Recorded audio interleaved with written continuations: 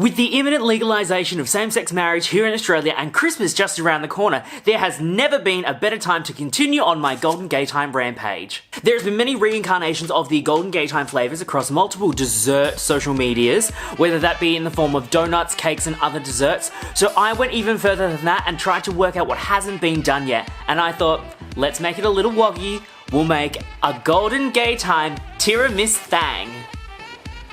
That's Gaytime Tiramisu, or caramel tiramisu if you're a bigot. Now this dessert is great if you're planning on coming out to your family and want to bring something to Christmas that subtly hints that you're gay, but you still want to make your nonna proud. Alright, on the lowdown, basic flavours of Golden Gaytime. Malt, which are the biscuits on the outside, caramel and vanilla and chocolate. So we're going to be using all of these flavours to put into a tiramisu today. There won't be any coffee, but you probably could because all the flavours will go really well together. And let's go! First up, we're working on our caramel. For this, we're making some dulce de leche, not Italian, but vaguely ethnic. You're going to remove your label, grab yourself a saucepan, pop the can inside and submerge it in water so it sits about 2 inches above the can. You're going to put this on a boil for about 3 hours. Once it comes to a boil, drop it down to a simmer for the rest of that time. Through the magic of internet cooking shows, here's one I prepared earlier. This has been on a simmer for about 2.5 hours. You want to make sure that the water stays above the can, sort of this much, otherwise it could explode. And nobody wants that much condensed milk in their kitchen on the ceiling. So what's great about this is that you can just take a regular can of condensed milk. You could also just buy caramel top and fill if you're that kind of person. I only thought about it after this was on the boil for an hour and a half. Whoops. Crack it open. And we reveal our amazing dulce de leche, which is pouring out creepishly. Yes! We have turned from our lovely usual condensed milk to this really rich and fudgy caramel, which is dulce de leche. Good. Next, we're moving on to our filling. In a heat-proof bowl, we are putting 4 egg yolks and half a cup of sugar. Once your ingredients are in the bowl, we're going for some more saucepan action. So grabbing a smaller saucepan filled with a little bit of water, we're popping that on the stove with your bowl on top, creating yourself a double boiler. From here, we're going to whisk up the ingredients until they're light, pale and fluffy for about 6 minutes, cooking the eggs. This is technically called a zabaglione. I feel like Giada. Once our egg and our sugar mixture is off the stove, we're going to add in 450 grams of room temperature mascarpone cheese and then stir to combine. Next, we're going to whip some cream. We're putting 1 cup of heavy cream into our stand mixer and whipping it on high until it's done. You could probably do this by hand or using a hand mixer, but I spent too much money on this, so I need to get my use out of it.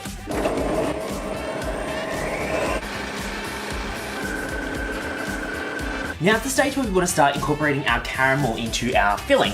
So we're going to take about half of our mascarpone mixture, just the mascarpone with the eggs, we haven't folded in the whipped cream yet, into another bowl, and then mix in about 1/3 of your dulce de leche mixture that we've just made earlier, and mix it till it's really well combined. Now that our whipped cream is at lovely firm peaks, we are taking half of our mixture and splitting it between our 2 mixtures, and we want to gently fold these in until they're just combined, trying to keep as much air as we can in the mixture so it's nice and light. Once they're mixed, it's time for assembly. So what's different about this tiramisu is that we are not using coffee to dip our biscuits in, we are in fact using malted milk powder. Using this because on the outside of Golden Gaytime, the crumbs are actually malt biscuits. So we're trying to replicate that flavour by using malted milk powder. I'm going to mix in about 5 tablespoons of this with about 2 tablespoons of hot water to create a paste. And then we're going to thin it out with about 1 cup of whole milk. You could use skim, you could use almond milk if you're not a dairy fan, but there's dairy and everything else in this, so you may as well. Here I have a 400 gram pack of Savoiardi biscuits, or lady fingers if you prefer the English version, which sounds a lot less sexy. You could make these, or it's a lot easier to buy them for about $3.20 for the whole pack. We're going to try and use the whole packet here. It's a whole pack minus 2, because I already ate some. Taking our lady fingers, we are dipping them into our malted milk mixture, probably in there for about 5 seconds, not till they're too soggy, just till they're nice and coated, and we're going to start lining our dish. Once we have our first layer done, we're going to start with our caramel mascarpone mixture, and we're going to pour the entire thing over the top and smooth it out. Just to amp up our caramel flavour, I've taken about 1/4 cup of our dulce de leche and popped it in the microwave for about 15 seconds until it gets to more of a runny consistency, and we're just going to drizzle a little bit over our caramel mascarpone layer. Now that our caramel is down, rinse and repeat with the rest of our Savoiardi biscuits, and we'll pop them on top for our last layer. Top with your vanilla layer, and place it in the fridge to chill while we work on our next step. Our last flavour on the list is chocolate. So for this, we're going to make a chocolate ganache. This is a 160 gram block minus 2 because I ate them. So for this ganache, we are using the 1:1 ratio. So that means equal parts chocolate. So I messed up. I forgot that the cream for the ganache needed to be hot to pour into the chocolate. So once you've drained your chocolate, heat your cream until very, very hot, and then pour it over your chocolate. Let this sit, leave it alone for like 5 minutes, and then come back and stir.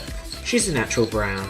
Now that our tiramisu has time to chill, we have our chocolate ganache here, which has cooled down. I popped it in the fridge just because it's a little bit warm here today. I was going to use this palette knife to spread it out, but it is doing a good job at flooding its own basement. Last but not least, we are going to top our tiramisu with our Golden Gaytime Crumbs that we have a can of right here. Listen, if you did not get these, because I will open and show you, they are the crumbs that are on the outside of the ice cream. Like I mentioned before, the crumbs on the outside of the ice cream are a malt biscuit. You know what else is a malt biscuit? A malt-o-milk biscuit.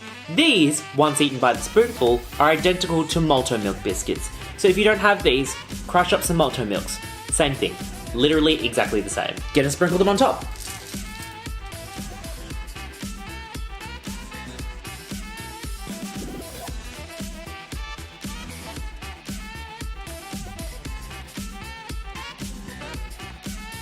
It is the next day and our TIRA-MISS-THANG is set. I thought I would wear the same shirt for continuity purposes, but it just makes me look gross now because it's 2 days. She's rich, she's chocolatey, she's caramel. Here's the thing, I would probably still put coffee with this. Even though that I wanted to go true to the flavours, screw the malt. Put coffee, it would be a great dish. She's good. Thanks for watching today's video. All of the recipes and ingredients will be down in the description box. Please check out my last video on the Golden Gaytime Sanger to see how that review went. And tune in for my next video where we'll be talking all things jiggly cheesecake. Please give this video a thumbs up and subscribe if you're a YouTube user, and I'll see you in the next one. Stay hungry.